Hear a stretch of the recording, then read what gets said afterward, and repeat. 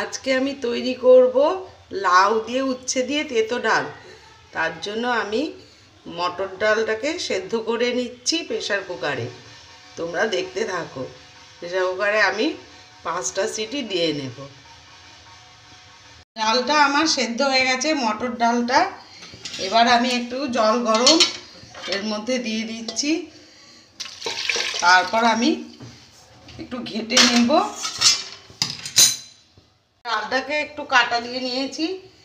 এবার স্বাদ মতো নুন দিয়ে দিলাম, আর অল্প করে তেঁতো ডাল, বেশি হলুদ দেয় না, একটু সাদা সাদাই থাকে, তা আমি সামান্য একটু হলুদ দিয়ে দিচ্ছি। দিয়ে এবার ডালটাকে একটু নেড়ে নিলাম। তারপর কেটে রাখা লাউগুলো, এভাবে আমি কেটে রেখেছি ডুমো ডুমো করে, লাউগুলো সব ডালের মধ্যে দিয়ে প্রেসারে 1টা সিটি দিয়ে নেব।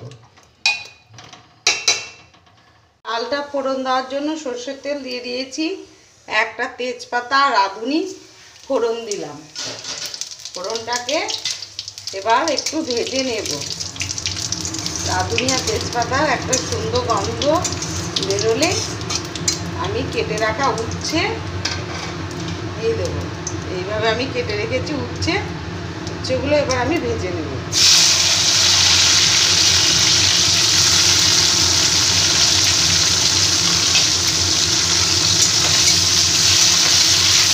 একটু হলুদের গুঁড়ো দিয়ে দিলাম, আর অল্প করে একটু নুন দিয়ে দিচ্ছি।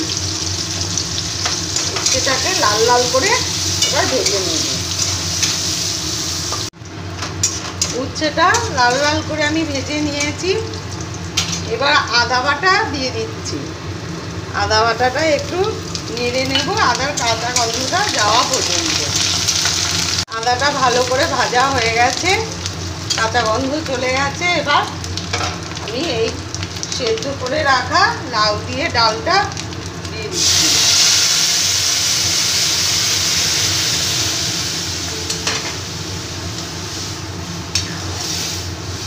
এক চামচ চিনি দিয়ে দিলাম।